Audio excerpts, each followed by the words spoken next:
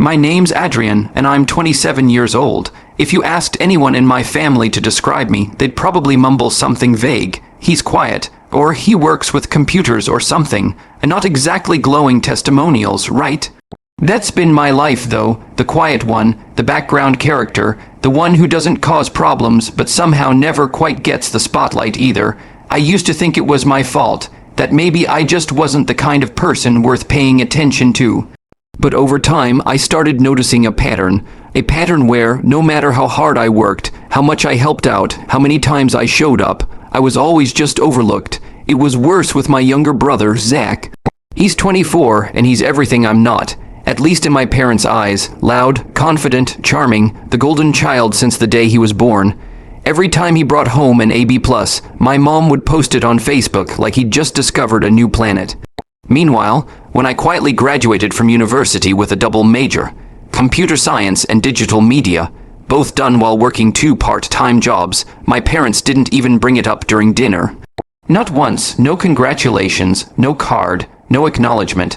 I remember sitting there at the table, hoping someone would say something, anything, but Zach had just gotten a new job at some PR firm downtown, and that took over the whole conversation.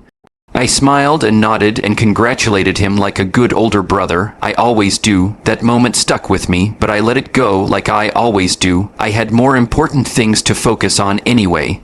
I'd finally enrolled in a master's program, a big deal, since I was the first in our family to even go beyond undergrad, and I was balancing it with a full-time job in UX design. It was hard, lonely sometimes, but it felt good to build something of my own, something I could be proud of even if nobody noticed. I didn't expect a parade, I didn't even expect applause, but I did think, maybe, when I finished my program in May, they'd come to my graduation ceremony. Maybe then last month, my Aunt Lisa called. She sounded bubbly, chipper, the way she always does when she's about to ask a favor. Adrian, sweetie, just wanted to check are you free on the 10th. Zach's having his graduation dinner at that new steakhouse downtown. Your mom and dad are organizing it. Should be a blast. I blinked, confused. The 10th, wait, nobody told me about this. Lisa paused, awkward for a beat. Oh I figured they would have. Maybe it slipped their minds, right. So I called my dad, just straightforward, no drama. I asked about the dinner. He didn't even pretend to be surprised. Oh, he said casually, yeah, we didn't think you'd want to come. I mean, you barely finished school yourself, right? Figured you wouldn't be interested in all the academic stuff. It hit me like a slap. Even though it wasn't new, just louder this time, and that little laugh in his voice, like he was making some joke I should laugh along with. I didn't. I just said, okay, then don't worry about my ceremony next month. There was silence on the other end, then a dismissive, suit yourself. I didn't argue, I didn't yell, I just hung up. For a few days I stood in silence. I didn't tell anyone what he said. I kept going to work, kept writing my thesis, kept helping my roommate fix his car after work, and replying to Slack messages at 11 p.m. like nothing had happened. But inside, something had changed. I wasn't angry. At least not in the way I used to be. I wasn't hurt. I was done. Done trying to prove anything to people who refused to see me. Done being their quiet, reliable afterthought. So I started planning, not revenge exactly, just clarity, visibility. I wanted the truth to be visible, even if they didn't want to see it. 2 weeks later, Zach's graduation dinner happened without me, just like they planned. I heard all about it from Instagram. My cousin Chloe posted photos of the whole nights, Ack holding up some giant bottle of champagne, my parents laughing in the background, my Aunt Lisa doing that dramatic wine toast thing she always does. In one picture, Zach was leaning back in his chair while everyone clapped for him. It had 117 likes. The next morning, I woke up, showered, and checked my inbox. The final confirmation was there. My graduation ceremony had been scheduled and approved.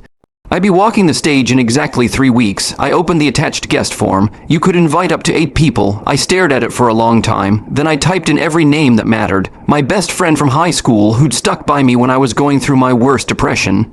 My thesis advisor, who had actually read my entire 80-page paper and sent notes with smiley faces in the margins. My roommate, who cooked for me during finals week. My neighbor, Mr. Chun, who always asked how my classes were going and actually listened to the answers.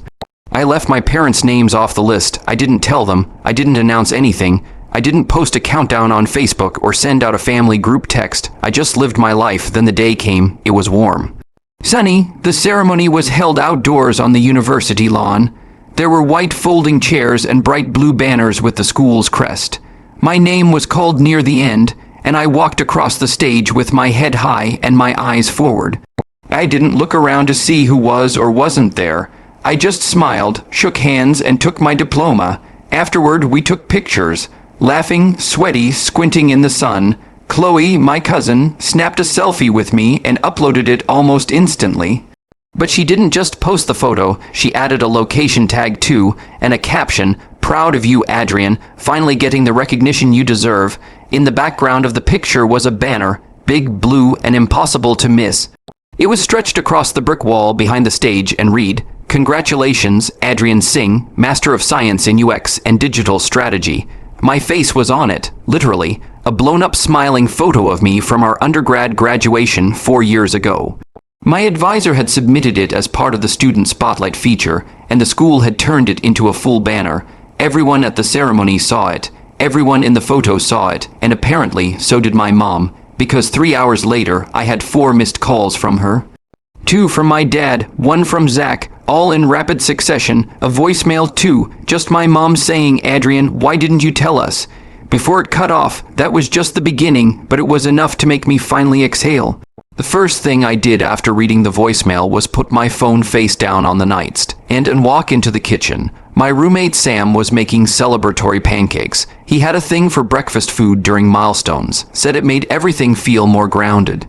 I laughed, sat at the counter, and sipped coffee while the batter sizzled on the pan. He raised an eyebrow. "Everything okay?" I shrugged. They found out. He didn't have to ask who they were. Sam had seen enough of the stories to understand the dynamics.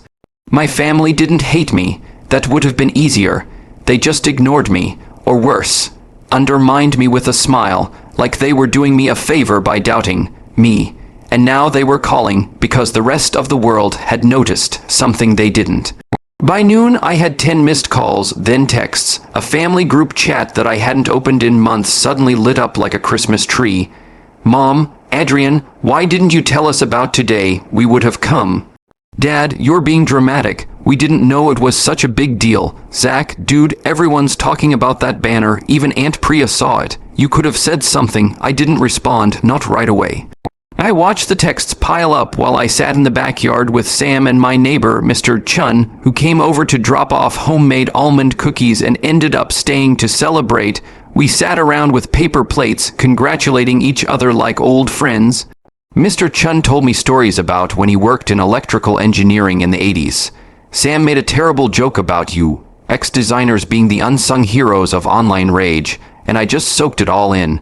It wasn't until late that night, around 11:30, that I finally picked up the phone. I called my mom, 1 ring, 2, then she answered, her voice immediately too soft, too sugary. "Adrian," she said, "honey, we were so surprised to see the post from Chloe. I didn't even know you were graduating today. I didn't say anything right away."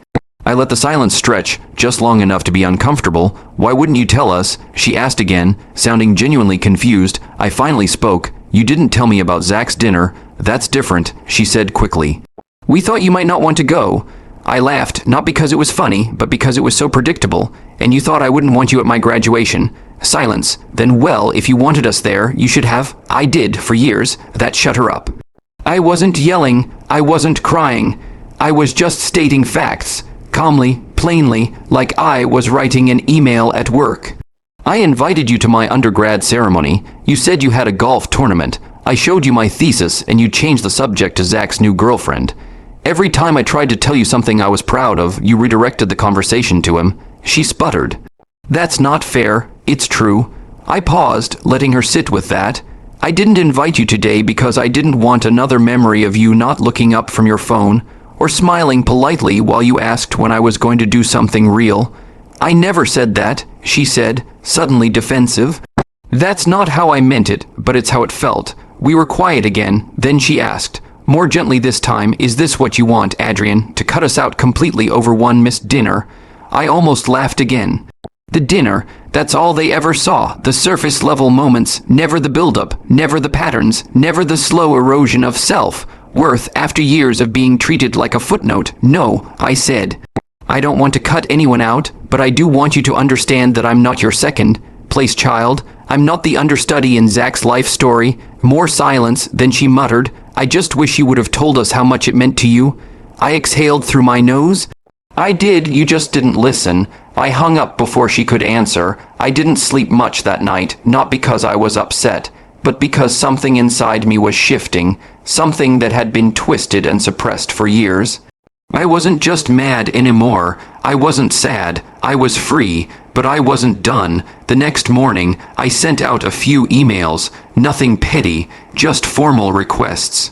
I reached out to the university's digital media department where I'd done my assistantship and asked if they'd be interested in featuring my thesis project, which had already gotten attention from a couple tech blogs. They said, yes, of course.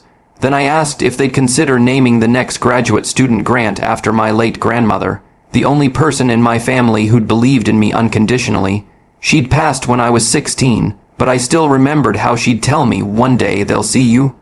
By Thursday, the university social media had posted a photo of me presenting my project, captioned, Alumnus Adrian Singh revolutionizes student UX models, full spotlight on our site. It got shared hundreds of times.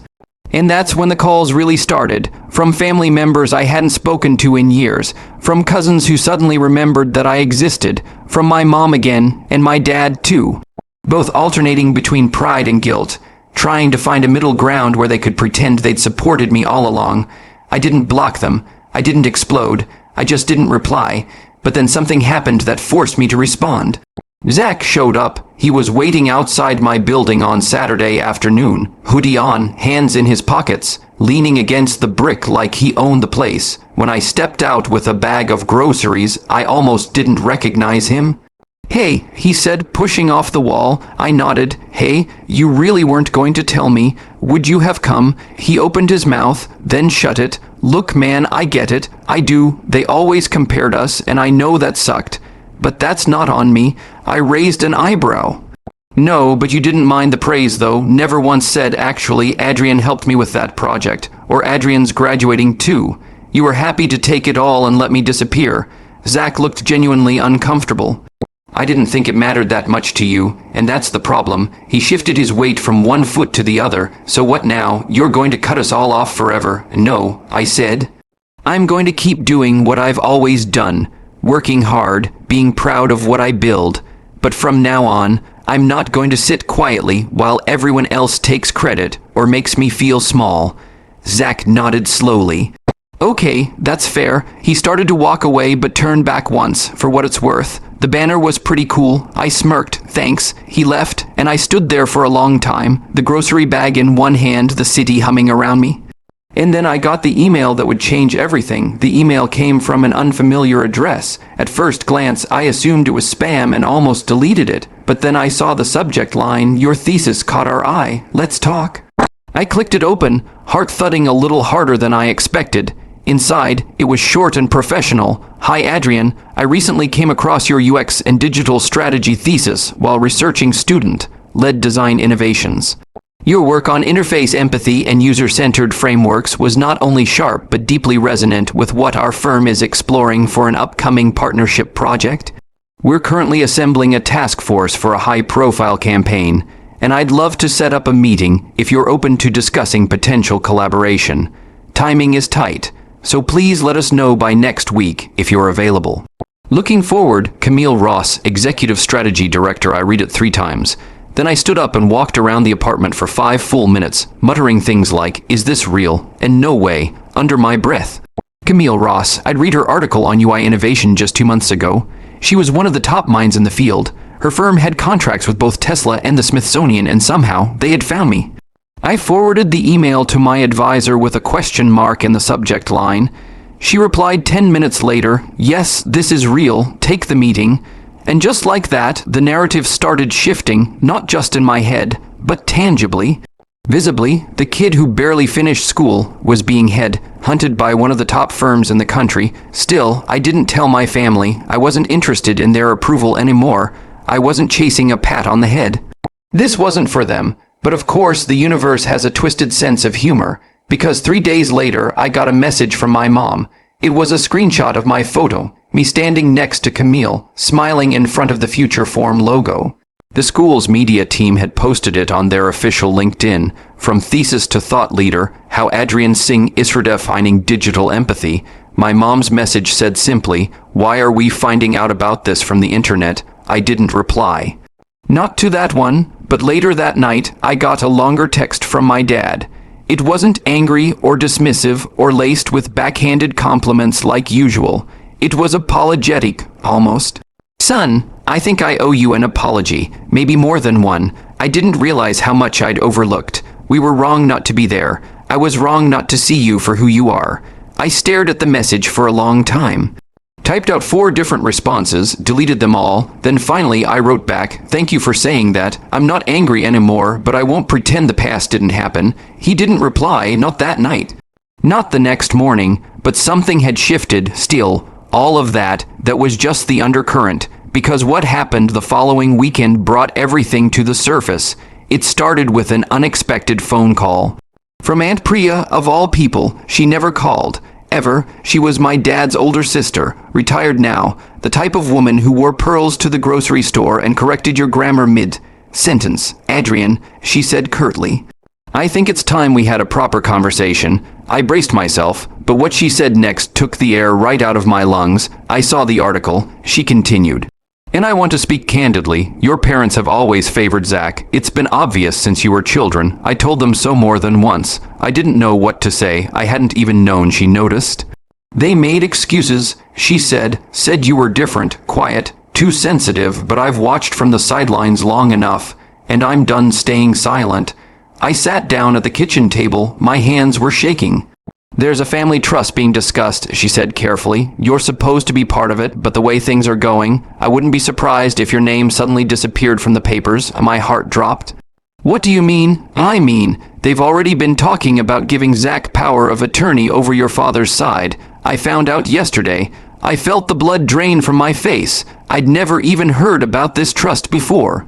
"I thought you should know," she said, "because it's not fair, and you deserve better." After the call, I sat for a long time, phone in hand, pulse roaring in my ears, all the late nights, the swallowed pain, the years of being sidelined, and now, when I was finally standing tall, they were quietly preparing to erase me again. No, not this time. I opened my laptop and began drafting an email, not to my parents. Not to Zach, to a lawyer. I still hadn't said a word to them about what I knew. I didn't need to, not yet. I wanted to make sure everything was documented, airtight, undeniable, because this time I wasn't walking away. This time, they were going to have to see me, every part of me, especially the part they tried so hard to ignore. I spent the next week in a haze of legal calls, quiet research, and old emails I never thought I'd need again. Every Christmas receipt, every screenshot of conversations where I was guilt, tripped into giving Zach money just for a bit. Every time I paid the property taxes on the lake house that apparently was never going to be in my name. I dug it all up. It was exhausting, infuriating, but also weirdly satisfying. Like every piece of proof made my reality just a little more solid. I wasn't crazy. I wasn't imagining the favoritism. I'd been quietly funding a narrative that painted me as the lesser son. My lawyer, Diane Sharp, calm and relentless, walked me through every step. "They can't remove you from a trust that includes your name without a challenge," she explained. "But they can try to shift authority, especially if Zach's been named as a future executor or if any part of it wasn't properly updated. You need to get ahead of this," and I did. We filed for full access to the trust records, citing financial interest and recent activity that raised red flags. I authorized a full audit, which triggered formal notice to both of my parents. That was when the silence ended. I was at work the next morning when my phone started vibrating every 10 minutes. First my mom, then my dad, then Zach, then a barrage of texts. "Mom, Adrian, what are you doing? You're blowing things out of proportion. Dad, you really got a lawyer involved. Why would you do this to us? Zach, bro, a trust audit." You're making it look like we're criminals. They weren't, not technically, but they weren't innocent either. Later that night, my mom left a voicemail, her voice brittle. We never meant to hurt you, but you have to understand. Things were easier with Zach. He needed more. You were always so independent. There it was, the excuse, the thing I'd heard my whole life. That because I didn't scream for attention, I didn't need love, that being self-sufficient meant I didn't deserve celebration. That voicemail was the last straw. I didn't reply, not yet. I waited until Diane's team finished their review. What we found was a tangled mess of estate plans, all drafted hastily over the years, but clear enough in one regard. My grandfather had left equal shares of a future property development to both grandsons. It had sat dormant for years, but recently my father and uncle had begun planning to liquidate the land, and had listed Zach as the sole inheritor. I had documentation, I had emails, and now I had leverage. We filed a formal challenge to the title change and sent out cease and desist letters to both my father and uncle regarding any development until the inheritance dispute was resolved, and then I made it public. Not in a petty way. I didn't post it all over Facebook or start some messy online thread. Instead, I gave a talk, an invited presentation at the university's upcoming alumni summit. My topic, the cost of being overlooked, personal identity and professional visibility. It wasn't about revenge, it was about truth. I spoke candidly, not naming names, but telling my story, about the years I spent proving myself to a family that only clapped for one son, about what it meant to constantly earn, but never receive, about the strength it took to stop waiting and start acting. There were 200 people in that auditorium. One of them was Chloe, my cousin, who came up to me afterward with tears in her eyes. "I wish I'd noticed earlier," she said. Another was Aunt Priya. She didn't say anything, just hugged me so tightly I couldn't breathe. A week later, the university's media department published the full transcript online. It spread like wildfire through the alumni network. Faculty emailed me, former classmates shared it. The talk was picked up by a podcast, and then someone forwarded it to my parents. I didn't know they'd listen to it until a Sunday afternoon, when I got a knock at my apartment door. I opened it and found my dad standing there, hands in his pockets, looking older than I remembered. My mom was behind him, holding a box. They came in, sat quietly on the couch. My roommate, sensing the tension, made himself scarce. For a long moment, no one spoke. Then my dad cleared his throat. "We didn't see things clearly. We see them now." My mom placed the box on the coffee table. Inside were dozens of old photographs, school projects, even some awards I hadn't seen since I was a teenager. "We kept them," she said, "but we never knew how to show we were proud of you." I looked at the box. It didn't fix anything. It didn't erase what happened. But it was something. Then my dad said the thing I never thought I'd hear. "We're putting everything on hold. The trust, the sale. Until this is resolved the right way." I nodded. That's all I ever wanted. It wasn't a fairy tale ending. It wasn't perfect. There was no sweeping apology that fixed decades of erasure, but there was acknowledgement, there was movement, and there was finally equity. The audit concluded in my favor. The trust was amended to reflect the original intent, equal shares. I opted to invest mine into a new foundation supporting first-gen students pursuing design. I named it after my grandmother. Zach and I aren't close. We probably never will be. But he sent a donation to the foundation without saying a word. And that somehow meant more than any phone call. My parents didn't suddenly transform, but they started showing up quietly, authentically. And me, I moved forward not with bitterness, but with clarity. Because sometimes, the real revenge isn't shouting louder, it's being undeniable. It's becoming so visible that they can never again pretend you weren't there. And that's exactly what I did.